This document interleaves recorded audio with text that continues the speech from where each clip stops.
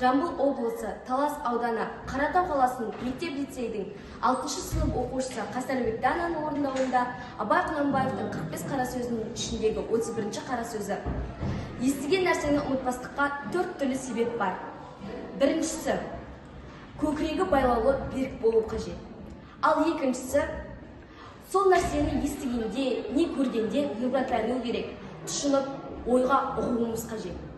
Ал үшіншісі, ол нәрсені қайталағанда, ойымызбен ойланып, ол нәрсені есімізге бекітуіміз қажет.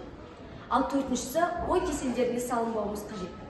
Егер кез болып қалып жатса, ой кеселдеріне салынбауымызға тырысуымыз қажет.